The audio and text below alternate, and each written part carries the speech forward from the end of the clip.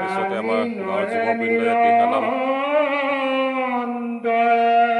আগুৱাই নিব যিটো আজি কাতি বিহু প্ৰতি বছৰে কাতি বিহুত আমাৰ নামত এনেদৰে সন্ধ্যা বন্তি প্ৰজ্বলন কৰি দিহানাম আগবঢ়াই নিয়া হয় ঠিক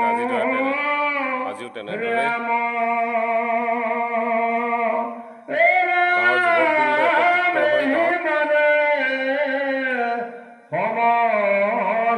হৈ কাতি বিহু উদযাপন কৰিব সুন্দৰকে নামঘৰ ভাগি সজাই উঠুৱাইছে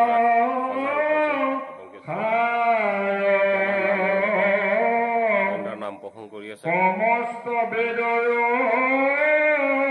ৰাজা কৃষ্ণ